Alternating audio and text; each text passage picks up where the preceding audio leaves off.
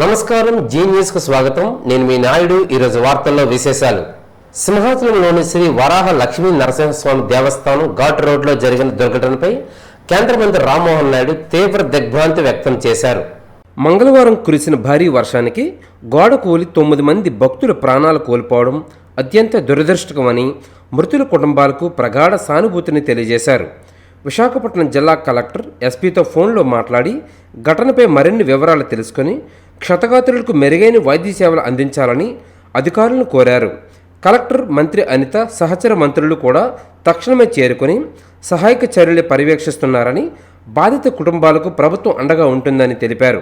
విశాఖపట్నం జిల్లా వరాహ లక్ష్మీనరసింహ స్వామి వారి దర్శనానికి వచ్చిన భక్తులపై గోడ కూలిన ఘటనలో 7 భక్తుల ప్రాణాలు కోల్పోవడం అత్యంత దురదృష్టకరమని, బాధాకరమని రాష్ట్ర వ్యవసాయ శాఖ మంత్రి కింజరాపు అచ్చెన్నాయుడు పేర్కొన్నారు.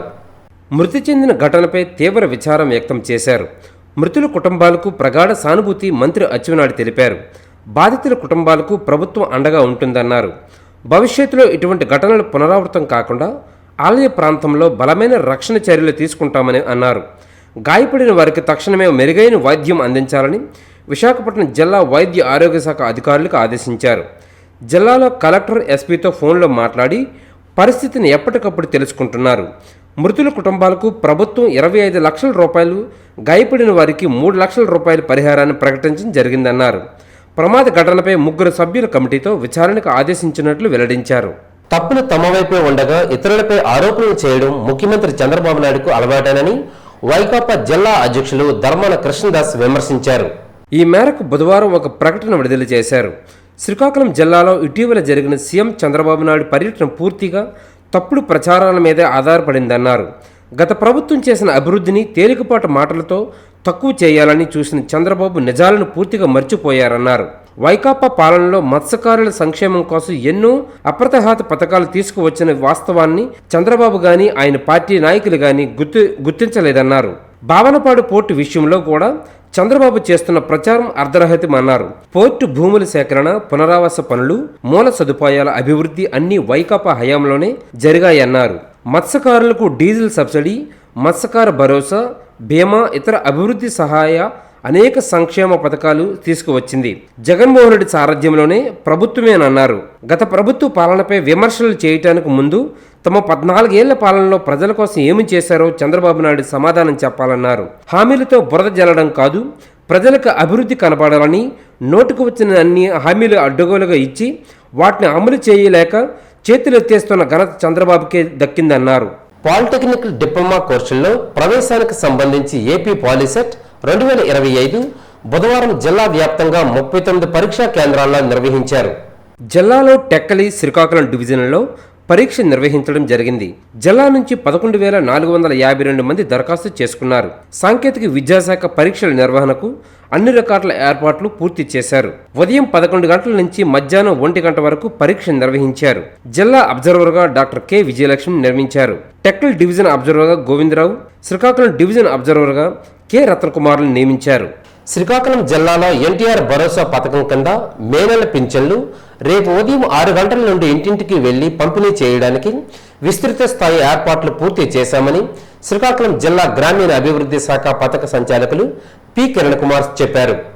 బుధవారం శ్రీకాకుళంలో మీడియాతో మాట్లాడుతూ జిల్లాలో వివిధ పథకాల కింద 3,10,124 మంది లబ్ధిదారులకు 129,35 రూపాయలు పింఛన్ల కింద అందిస్తామని అన్నారు.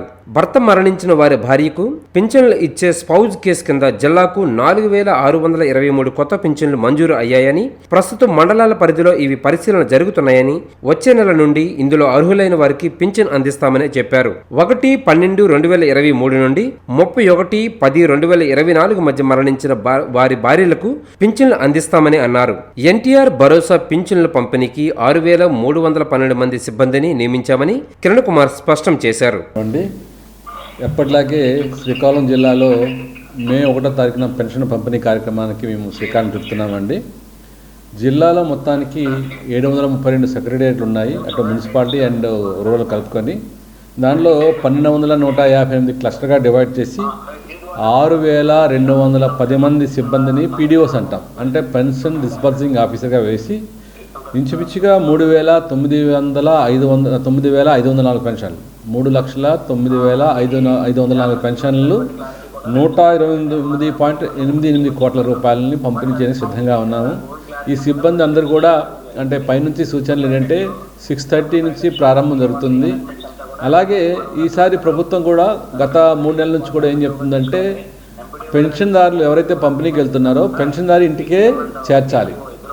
ఇప్పుడు మొబైల్ యాప్ ఎట్లా చేసినారంటే 300 ఇంటి నుంచి 300 మీటర్ల దూరంగా ఉంటే కనుక అది డైరెక్ట్గా ప్రభుత్వానికి తెలుస్తుంది. దానికి సంబంధించి ఒకవేళ 300 మీటర్ల ఇంటి నుంచి దూరంగా పంపిణీ చేస్తే ఎందువల్ల పంపిణీ చేయాల్సి వచ్చిందో కూడా కారణము వాళ్ళు తెలియజేస్తూ పంపిణీ చేయాలి. అంటే అర్థం ఏంటంటే ఇంటి వద్దకే పెన్షన్ పంపిణీ చేయాలనే కార్యక్రమం ఉంది. అయితే ఈ 26 జిల్లాలో మన జిల్లా ఎప్పుడు కూడా చాలా తక్కువ శాతం 300 మీటర్లు దాటి ఇస్తున్నారు. కాబట్టి ఇన్సూరెన్స్ బాగానే చేస్తున్నాం పెన్షన్ ఇంటి వద్ద ఇవ్వడానికి. ఆ తర్వాత బిహేవియర్ వెళ్ళిన పీడీఓ గారు కూడా ముందుగా నమస్కారం చేసి తర్వాత వాయిస్ మెసేజ్ వినిపించి వాళ్ళకి గౌరవంగా పెన్షన్ పంపిణీ చేస్తున్నారు. రాష్ట్ర ప్రభుత్వం వైద్య ఆరోగ్య సేవలు ప్రజల ముంగిటికి తీసుకువెళ్లడానికి 104 సేవలు ప్రవేశపెట్టిందని, గ్రామీణ ప్రాంతాల్లో 104 సేవల సత్ఫలితాలు ఇస్తున్నాయని శ్రీకాకుళం జిల్లా 104 ఇన్ఛార్జి మరియు సీనియర్ ఆడిటర్ జి బాలరాజు అన్నారు. బుధవారం శ్రీకాకుళం వైద్య ఆరోగ్య శాఖ అధికారి వారి కార్యాలయంలో 104 వాహనాలు తనిఖీ చేశారు. ఎమర్జెన్సీ వాహనాల్లో ఉండవలసిన కిట్స్, ఇతర వైద్య పరికరాలు ఉన్నాయా లేదా అన్నది సమగ్రంగా తనిఖీలు చేశారు. జిల్లా వ్యాప్తంగా ఉన్న 30 మండలాల పరిధిలో ఉన్న ప్రతి గ్రామానికి 104 వాహనం వెళ్తుందని అన్నారు. ప్రాథమిక ఆరోగ్య కేంద్రాలు లేని గ్రామాలకు ఈ వాహనాలు వెళ్లి సచివాలయం పరిధిలో వైద్య సేవలు అందిస్తాయి. జిల్లాలో 56 వాహనాలు ఉన్నాయి. గ్రామీణ ప్రాంతాల ప్రజలకు 104 సర్వీస్ అందిస్తారు. సేవలు వెలకట్టలేనివని చెప్పవచ్చు. Telangana Andhra sub area head quarters general officer commanding major general Ajay Mishra జిల్లాలోని కొత్త రోడ్డు దగ్గర ఉన్న ఆర్మీ క్యాంటీన్ ని సందర్శించినట్లు జిల్లా మాజీ సైనికుల అధ్యక్షులు పూర్ణచంద్రరావు కటకం తెలియజేశారు. ఈ సందర్భంగా శ్రీకాకుళం జిల్లాలోని ఉన్న మాజీ సైనికులను, వీరనారిమణులను ఇంటరాక్ట్ అయ్యారు. ఈ సందర్భంగా మేజర్ జనరల్ మాజీ సైనికులకు, వీరనారిమణులకు ఉపయోగపడే విధంగా ఒక రిక్షా ఇస్తున్నట్లు ప్రకటించారు.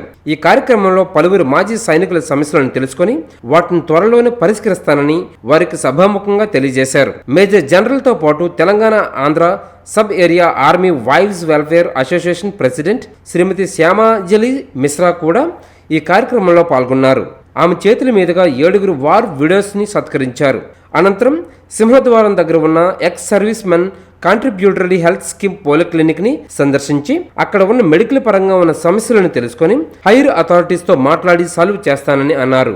ఇంటర్నేషనల్ కోఆపరేటివ్ ఇయర్ సందర్భంగా జిల్లా కేంద్ర సహకార బ్యాంక్ ప్రధాన కార్యాలయంలో రక్తదాన శిబిరాన్ని రెడ్ క్రాస్ రక్తనిధి కేంద్ర సహకారంతో నిర్వహించారు.